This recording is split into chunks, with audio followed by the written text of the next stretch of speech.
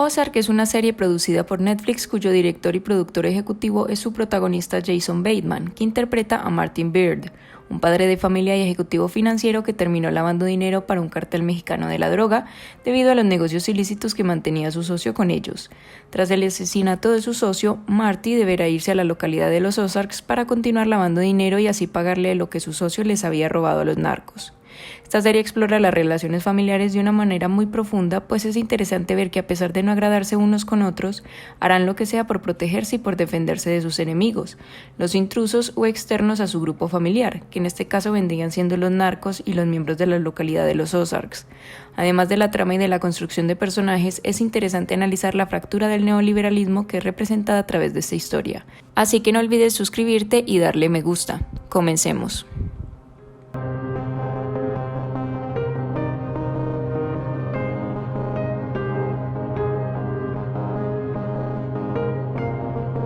En Ozark destacan las motivaciones del protagonista para mudarse a ese lugar, pues no son del todo inocentes, lo que nos lleva a pensar que él no seguirá el típico viaje del héroe a pesar de ser el protagonista, porque recordemos que hay muchas estructuras que se pueden adaptar según la historia y de acuerdo con el protagonista. Por ejemplo, existen también los viajes del villano o del antihéroe. Y teniendo en cuenta esta idea, es inevitable comparar a Ozark con Breaking Bad, debido a que ambos protagonistas se ven obligados a sumergirse en el mundo criminal con el propósito de hacer dinero. Sin embargo, con el tiempo sus objetivos cambian, revelando así sus verdaderas motivaciones. Ambas series en igual o mayor medida profundizan en la ética laboral de los estadounidenses, que consiste en la idea de hacer dinero como sea y pasando por encima de quien sea. Además de que ellos tienden a tener una mentalidad que está muy ligada a la idea de vivir para trabajar. Y finalmente eso termina absorbiendo los valores de su sociedad consumista. En el neoliberalismo se tiende a romantizar esa idea de que trabajar duro te conseguirá la vida que te mereces, pues se cree que el sistema es justo y otorgará recompensas a quienes se esfuercen por hacer dinero. El problema es que la mayoría olvida que están trabajando duro para enriquecer a otros y el capitalismo lo único que da son sueños rotos. Un millonario escogerá pagarle a otros para que hagan su trabajo, sin embargo su esfuerzo será mínimo y aún así se verá reflejado con ganancias en su cuenta bancaria. Es por eso que el comunismo defiende que las grandes empresas les pertenezcan a sus trabajadores, puesto que ellos son quienes generan esas ganancias y bajo el neoliberalismo jamás recibirán lo que les corresponde, además de que tendrán que enfrentarse a la explotación laboral, a los salarios bajos y al acoso por parte de sus jefes en su día a día de trabajo. Esto se ve reflejado en Ozark en el sentido en que el protagonista deberá tomar la decisión de morir o hacer dinero, y esas son las únicas opciones que te dará este sistema, aunque te diga al mismo tiempo que tengas sueños e ignores las condiciones en las que naciste como si tuvieras la posibilidad de cambiarlas. Es un sistema cruel y contradictorio que se basa en la privatización de necesidades básicas y en la romantización de la pobreza, porque aunque los ignorantes digan que es una mentalidad, la pobreza es una realidad que viven la mayoría de las personas a nivel mundial, que no tienen la posibilidad de acceder a oportunidades que les permitan salir adelante. Wyatt, el amigo de Charlotte y primo de Ruth, es un ejemplo de esto. Él es un muchacho inteligente que tiene sueños, pero no puede escapar de su realidad y carece de oportunidades para dejar ese lugar que lo estanca. No puede dejar su hogar abusivo hasta que su padre y su tío terminan siendo asesinados por Ruth. En la primera temporada vemos el contraste entre los Beard y la familia de Ruth, que son lugareños de los Ozarks, pero que no cuentan con los mismos recursos que el resto de las familias adineradas que van a vacacionar al lago. Además, esta familia es la típica familia estadounidense que vive en las zonas rurales y que tiene un acento sureño. Al mismo tiempo, no contaron con una buena educación y son en su mayoría blancos y republicanos, que además son violentos y en sus casas hay peleas constantes que afectan a sus hijos. En el capítulo 3 hay una escena en la que Marty le dice a Wendy que sus hijos están bien, y en especial Jonah, con quien acababa de hablar, y en la conversación asumió que estaba viendo pornografía, pero en realidad estaba viendo noticias sobre el cartel Navarro, concretamente sobre los asesinatos cometidos por ellos. Y me pareció curioso que Marty normalizara el hecho de que su hijo pequeño estuviera consumiendo pornografía, otra industria, además de las drogas y las armas, que goza de protagonismo en el neoliberalismo. No obstante, lo interesante de esta escena es lo afectado que se muestra a Jonah, y sus padres no pueden ver esto porque descuidan a sus hijos y simplemente dan por hecho que ellos se adaptarán a la situación. Obviamente Wendy no piensa igual que Marty porque ella ha compartido más con sus hijos y por ende cree que los conoce, aunque no es verdad porque no hay una relación de confianza entre ellos. Pero el punto es que a Marty no le interesa saber nada sobre ellos. Lo vimos en una escena anterior cuando Charlotte golpeó a un chico y a él ni le importó. Entonces, como espectadores, nos empezamos a preguntar por qué Marty pasa por tantos trabajos si no quiere a su familia. ¿Debería huir o dejarlos morir? Yo creo que Marty quería aprovechar esta situación para enriquecerse, escogió el dinero y al mismo tiempo trató de salvar a su familia, aprovechó la oportunidad. Sin embargo, hay algo interesante por analizar y es el hecho de que muchas personas le dan un valor excesivo a la sangre, a la idea de tener un legado y que sea de tu propia sangre. Eso es algo también inherente en el neoliberalismo. ¿Por qué sucede esto? Bueno, porque existe esta obsesión de dejar una huella en el mundo. ¿Pero qué tipo de legado? Uno relacionado con el dinero. Porque las familias son en sí mismas instituciones, empresas, negocios de los cuales se puede sacar provecho. Y eso es lo que está haciendo Marty, utilizar a su familia para que nadie sospeche de que está lavando dinero y esa familia, blanca en su mayoría, le da un estatus en un lugar acostumbrado por gente racista y clasista. En ese mismo capítulo, Marty estaba viendo un programa sobre leones y al otro día apareció un venado en la entrada que estaba siendo devorado por los cuervos. Claramente alguien lo dejó ahí y ese alguien fue Jonah porque está tratando de llamar la atención de sus padres o probablemente sea un psicópata, pero creo que esos animales pueden representar que los Byrd sean las presas y el león sea el cartel. Más adelante vimos que Wendy no es la típica esposa de un mafioso, sino que ella juega un papel activo en los negocios ilícitos de Marty. No solo está para criar a los hijos como sucede con las familias italianas, sino que ella lo ayuda en su coartada frente al FBI y se hace la inocente, la que no sabe nada. Además, ella no quiere ser la víctima porque en realidad es responsable de la mayoría de las situaciones que sucedieron en la historia. A través de Ruth nos damos cuenta de que existe una escalera en el neoliberalismo que todos están tratando de subir, Martin, ella y los carteles. Ruth tiene planeado aprender cómo lavar dinero y después piensa matar a Marty, pero él está enfocándose en lavar dinero para pagarle la deuda a los narcos, así que como vemos es una escalera de oportunidades y condiciones que los llevarán a la muerte o a volverse ricos, y esta brecha de desigualdad entre competidores, por así decirlo, es una de las fracturas más grandes del neoliberalismo, pues no hay igualdad de condiciones ni de oportunidades, lo que lo convierte en un sistema injusto. Pero en el caso de Ruth, ella lo tiene más difícil que Marty por ser mujer y por haber crecido con familiares machistas que no tienen visión, y esto se ve reflejado cuando tiene que hacer un trabajo para Marty y le toca ser una stripper, y su nuevo jefe la acosa y se burla de su apariencia, aunque ella le demostró que sí podía seducir y agradarles a los hombres, y eso es lo único que importa en ese trabajo y en el sistema en general. Algo interesante que sucede en la primera temporada es cuando Marty y Wendy están discutiendo sobre el comportamiento de Jonah y ella le echa la culpa a ese lugar, a los Ozarks, pero en realidad ellos son parte del problema, aunque no crearon el problema como tal que está adherido al sistema. Más adelante, Charlotte confronta a sus padres y les dice que cómo esperan que Jonah y ella sean honestos con ellos si ellos nunca lo fueron, y básicamente les llevan mintiendo toda su vida. Poco después vemos que Wendy llamó a su amante porque quería escuchar su voz, y es que por lo que veo, ella no se siente apoyada por Marty, especialmente porque él subestima su capacidad para hacer dinero, y por eso ella es diferente a las otras mujeres que son esposas de mafiosos, porque ella hace parte del negocio, de hecho en cierta forma ella es el negocio, por eso compró la casa que no estaba del todo construida para que Marty pudiera lavar dinero.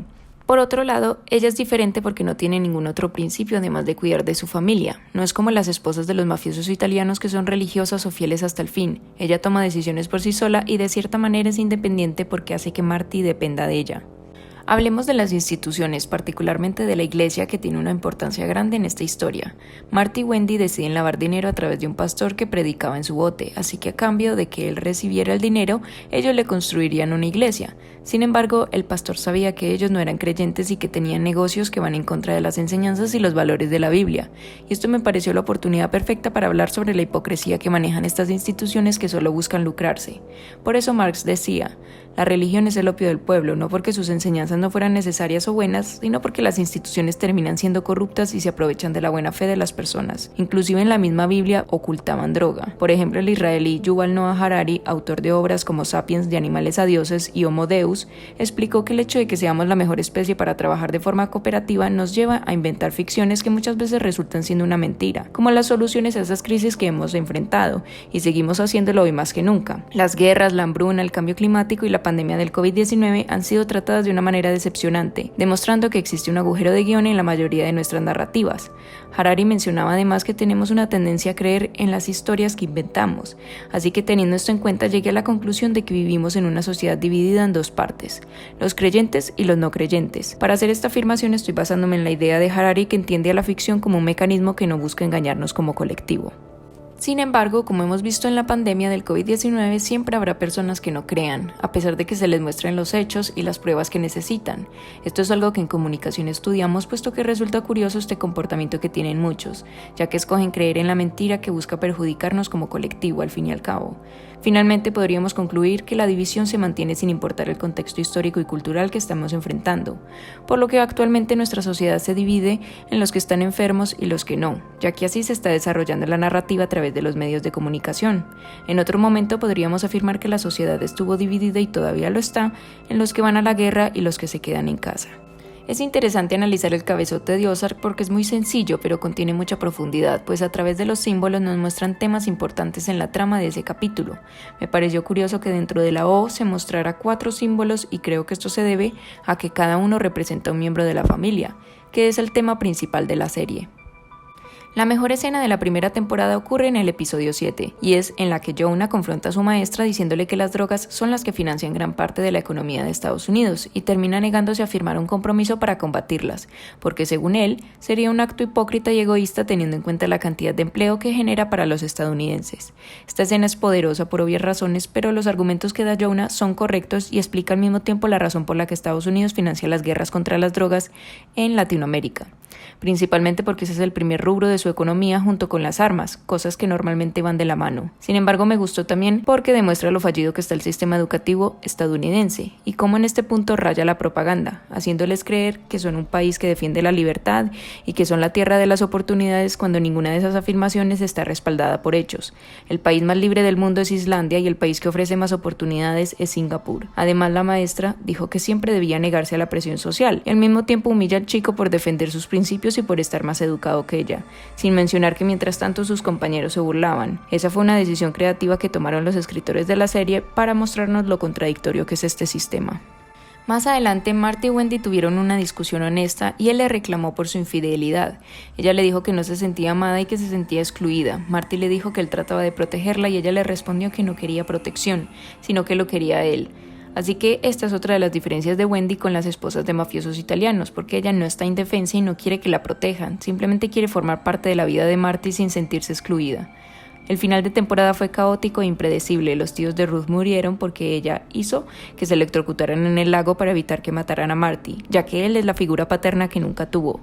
Tel ahora está muerto porque los sureños se ofendieron de que los llamara campesinos y al final se reunió la familia para protegerse unos a otros por primera vez. Están alineados y en sintonía. En la segunda temporada se mantiene la idea de la primera de que todo en la vida son negocios, y eso era lo que mencionaba antes sobre la ética laboral estadounidense, donde lo único que importa es hacer dinero. Además es interesante la dinámica entre los Byrd con los Charles Wilkes y su organización elitista que financia políticos. Hay muchos de ese estilo en Estados Unidos que básicamente fomentan el clientelismo y controlan estados o ciudades enteras. Y ahora Wendy será la que se va a involucrar en política por el bien del negocio, pero su socio Wilkes tiene sus propios planes e incluso tratará de aprovecharse de ella para impulsar su carrera y para ganar más dinero, ahora que sabe que no puede tenerla a ella. Al final del capítulo también se reafirma esa idea de muerte o dinero porque los Snell escogieron matar a Ash antes de darle dinero al cartel. Ruth está bastante incómoda con su papá porque ella tiene planes para tener una vida tranquila y él siempre se los complica. Es abusivo y ahora quiere que ella le robe a Marty, la única persona que le ha dado una oportunidad. Sin embargo, Ruth se terminó desilusionando de él porque la echó del frente de las empresas solo por ser una ex convicta. Así que se dio cuenta de que a él solo le importa el dinero, a pesar de que ella se había esforzado por conseguirle una nueva empresa para lavar dinero. Y además se dio cuenta de que está totalmente deshumanizada por el sistema. No tiene la capacidad de tomar decisiones ni tiene oportunidades. Por eso dijo ir a los gatos para que al menos ellos fueran libres. En Ozark hay algo que aparece constantemente en la historia y eso es la desconfianza e inconformidad hacia las instituciones. Por eso Marty prefiere seguir con el cartel antes de entrar al programa de protección de testigos de Estados Unidos, porque no confía que puedan proteger a su familia mejor que él. Y sobre los Snell es interesante ver que su poder en los Ozarks proviene de la tierra, porque son lugartenientes que han heredado esos terrenos por varias generaciones, y por eso tienen un prestigio en ese lugar que sobrepasa a sus capacidades y a su inteligencia. Simplemente están en esa posición porque lo han heredado, pero no lo merecen.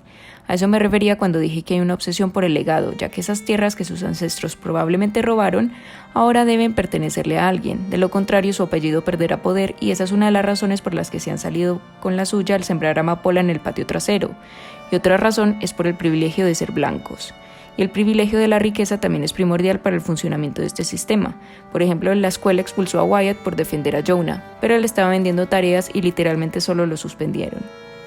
De la segunda temporada me gustó mucho la escena en la que Wendy estaba secuestrada por Mason y se pusieron a hablar sobre el mal y sobre cómo nunca te advierten que no hay dos caminos que dicen redención o pecado, pues la vida está en realidad llena de tonos grises y los Byrdes son conscientes de que han hecho cosas malas, pero eso no necesariamente los hace malas personas, simplemente tomaron malas decisiones y de eso se trata la vida, de aprender de los errores.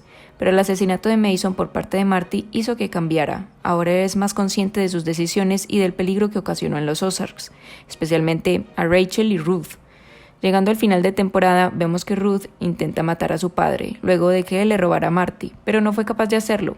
Igualmente me pareció interesante ver cómo existe un ciclo de violencia entre los que no son privilegiados. Vemos que ella y Wyatt se vieron forzados a ser criminales por falta de oportunidades, pero su padre también fue forzado de cierta manera porque Ruth dijo que él mató a su padre, así que imagínense qué tipo de vida tenía y a qué tipo de vida podía aspirar.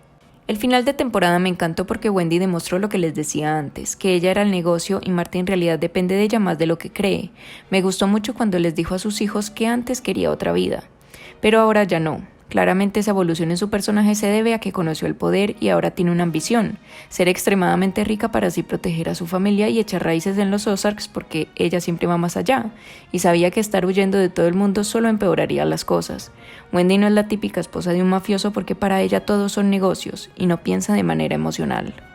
En la tercera temporada, Wendy quiere expandir su imperio de casinos y hoteles para conseguir más dinero y poder en ese estado, pero Marty tiene miedo de tomar riesgos innecesarios que pongan en peligro a su familia. Sin embargo, la ambición de Wendy se impone y ahora la pareja está más distanciada que antes, porque al final es ella la que siempre toma todas las decisiones sola. Por eso, no escapó con sus hijos cuando Marty se lo pidió y por eso se negó a que dejaran los Ozarks para abrir el casino y volverse extremadamente rica. Ella es el corazón del negocio y Marty solamente ejecuta. Y me pareció interesante que exploraran esa idea de expandir el imperio porque admiten de cierta manera que sin ese dinero manchado, los Byrde no hubieran tenido la oportunidad de alcanzar esa riqueza y ese poder en tan poco tiempo. Así que confirman que el sistema está fracturado porque el libre mercado solo beneficia a los más ricos, sin importar la procedencia de ese dinero. La guerra entre carteles es uno de los conflictos principales de la temporada 3, pero al igual que las anteriores dos, el matrimonio entre Marty y Wendy tiene problemas, y es que Wendy está demostrando más ambición y está ascendiendo en el mundo criminal, pero Marty solo quiere ganar, por eso siente celos profesionales de que Wendy haya tenido los ovarios para reunirse con el narco y así proponerle un negocio que los dejará con un imperio legalizado entre comillas. Por eso Marty está tratando de sabotearla y ya no siente deseo sexual hacia ella porque lo ha superado en su propio juego. Hemos visto su evolución en su arco narrativo para llegar a superar a Marty en términos de corrupción. Como diría Wendy acompañada de Helen, nosotras somos más grandes y más malas. Pero Marty, después de haber sido torturado por Navarro, se dio cuenta de que lo peor ya había pasado y de que no tenía nada que perder. Ya no tenía más miedo, solo ambición, y en eso le ganó a Wendy porque ella es más impulsiva. Pero Marty tiene conciencia, por así decirlo, lo que se traduce en los conflictos internos de los personajes. Wendy debe aprender a compartir con Marty y a dejar de ser tan impulsiva, pero él debe darse cuenta de que su conciencia ya está manchada y debe dejar de justificar sus acciones con sus intenciones de proteger a su familia. Esto hace a Ozark tan grandiosa, sus personajes y conflictos complejos. El arco de Ruth es muy interesante porque cuando Helen le preguntó la primera vez si podía hacer el trabajo de Marty, ella respondió que sí para protegerlo, aunque en esta temporada Ruth se dio cuenta de que ya nunca será parte de la familia Byrde, así que decidió responderle a esa pregunta a Helen de la misma manera, pero sus intenciones habían cambiado, porque ahora sabía lo que pasaría. Lo traicionó y básicamente lo sentenció a muerte, mostrando así su evolución como personaje. Al final de la temporada, Navarro mató a Helen frente a Marty y Wendy. Su sangre le salpicó y creo que fue algo poético porque refleja muy bien la serie por sí sola, pues el conflicto principal trata de los protagonistas siendo salpicados por problemas que ellos mismos se crearon por sus malas decisiones y ahora pusieron la atención de Navarro en ellos mismos y él les hizo caso y los escogió, pero también lo hizo la gente del FBI Maya y habrá que esperar a la cuarta temporada para ver cómo se desenvuelve esta guerra entre poderes. Marty trata de demostrar que es un ciudadano de bien durante toda la serie, pero las únicas veces en las que actúa de manera correcta es porque está tratando de lavar más dinero o de cerrar algún trato. Su brújula moral está completamente rota y ya no sabe distinguir la empatía de sus intereses. Solo le queda el dinero y por eso normaliza que su familia, que sus propios hijos estén involucrados en el negocio. Los Byrde son el ejemplo perfecto de la fractura que existe en el neoliberalismo y de sus contradicciones, pues el libre mercado se extiende a todos los aspectos de nuestras vidas, incluyendo lo que hacemos público y nuestra nuestra privacidad, pero realmente no es libre en el sentido en el que los más ricos manipulan al Estado para favorecer sus intereses a partir de la promoción de políticas de austeridad y privatización. Déjenme darles un ejemplo de esto que sucede en la serie. Marty se presenta ante los emprendedores y empresarios pequeños de los Ozarks como un tipo que quiere mejorar la calidad de sus vidas y de paso a la comunidad en la que habitan. Sin embargo, lo único que quiere es estafarlos para apoderarse de sus negocios y así seguir lavando dinero para el cartel. Pero en el momento en el que alguno de estos se niega, Marty le hace ver que él es su única opción, destruyendo así sus otras posibilidades. Básicamente los hace escoger entre dinero y muerte, por lo que nos preguntamos, ¿el libre mercado es para todos o para unos pocos privilegiados? Si el video te gustó, suscríbete y dale me gusta. Gracias como siempre por llegar hasta el final.